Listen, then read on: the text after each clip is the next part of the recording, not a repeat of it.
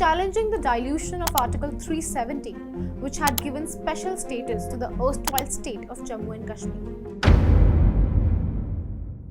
6 अगस्त 2019 एक ऐसा ऐतिहासिक दिन जिस दिन लिया गया एक ऐसा निर्णय जिसने सिर्फ भारत को नहीं बल्कि पूरी दुनिया को हिला डाला। आर्टिकल 370 का एब्रोगेशन।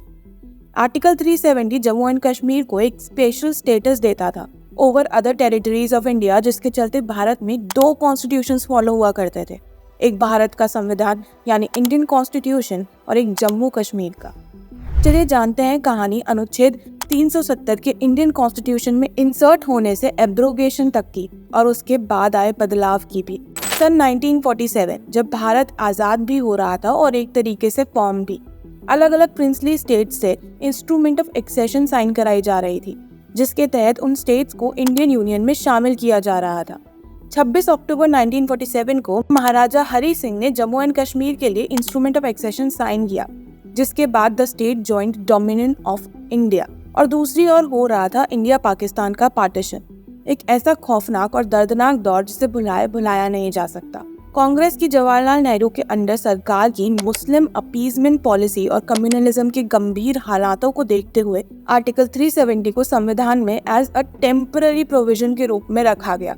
70 साल की पॉलिटिक्स, टेररिज्म, मिलिटेंसी, पाकिस्तान की इंटरफेरेंस और भारत के स्वर्ग होने के बावजूद जम्मू कश्मीर और लद्दाख जितनी लाइमलाइट में था उतना ही आयरॉनिकल अंडर एक्टेड ऑन भी। आखिर 56 इंच की छाती ही चाहिए होती है एक ऐसे डिसीजन को बिना किसी वायलेंस और प्लान मैनर में भारत जैसी कंट्री में इम्प्लीमेंट करने के लिए। हालांकि ये इंटेंशन तो पीएम मोदी का जब से था, जब से वो गुजरात के सीएम थे।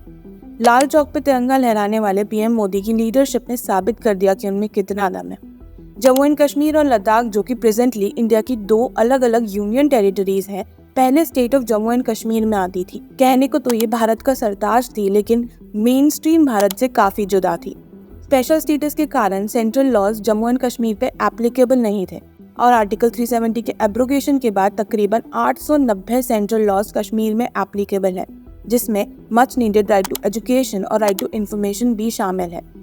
इसी के साथ जहां कश्मीर में सालों साल रहने के बावजूद लोगों को वहां का डोमिसाइल और वहां प्रॉपर्टी लेने का हक नहीं था, पिछले 4 सालों में वहां 61 लाख से भी ज्यादा लोगों को डोमिसाइल सर्टिफिकेट्स इशू किए गए हैं।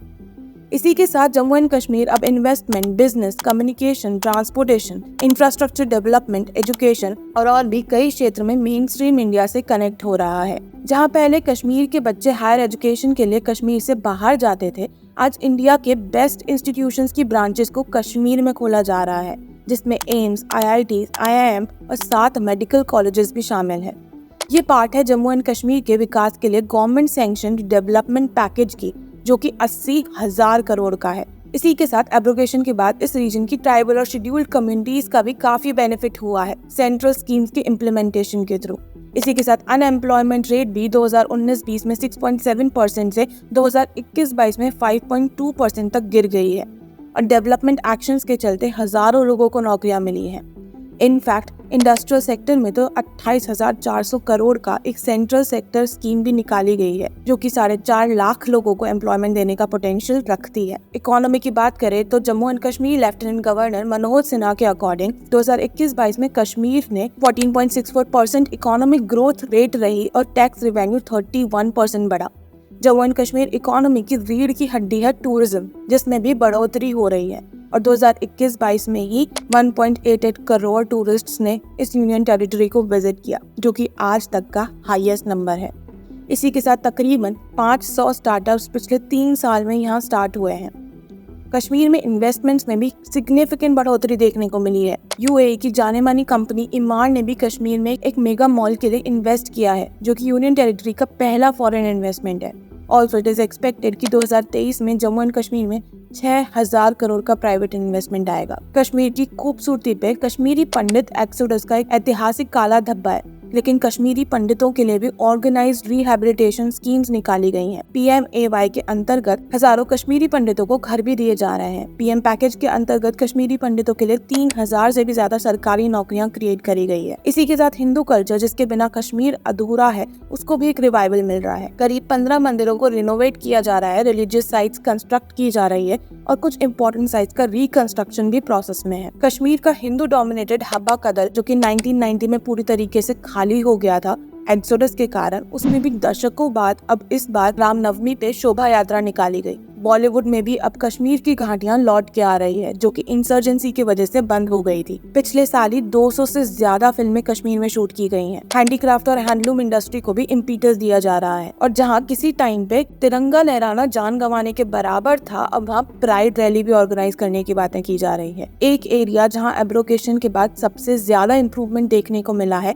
वो है सिक्योरिटी। मेन स्ट्रीम इंडिया के साथ एक बेटर कनेक्टिविटी के कारण ना ही बॉर्डर सिक्योरिटी और रोबस्ट हुई है, बल्कि इंटरनल सिक्योरिटी भी काफी इंप्रूव हुई है। बेटर कम्युनिकेशन और ट्रांसपोर्ट फैसिलिटीज के साथ Indian army stands stronger than ever out on borders. जहां पत्थर मारना, प्रोटेस्ट करना और लोकल मिलिटेंट्स को सपोर्ट करना सिविलियंस और सिक्योरिटी फोर्सेस की किलिंग रोज की कहानी थी, और जहां टेरर अटैक्स भी एक कांस्टेंट फियर था लोगों में, वहाँ 45.2% कमी आई है टेरर रिलेटेड इंसिडेंसेस में। नेट क्रॉस बॉर्डर इन्फिल्ट्रेशन 90.2% तक डिक्रीज हुई है और लॉ एंड ऑर्डर के इवेंट्स में भी 97.2% डिक्रीज हुआ है। नंबर ऑफ किलिंग्स में भी बहुत बड़ी मात्रा में ड्रॉप देखने को मिला है। The infrastructure of Jammu and Kashmir has also changed dramatically. 32 green express highways construct किए जा रहे हैं, जिसमें से सबसे इम्पोर्टेंट है दिल्ली से वैष्णो देवी धाम कटरा तक का expressway.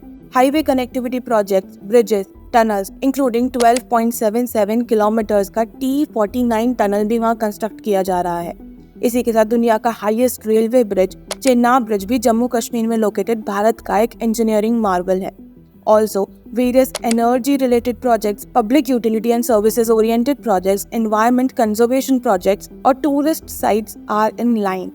India is definitely set to witness Naya and Sashakt Jammu and Kashmir. However, there is a long road ahead.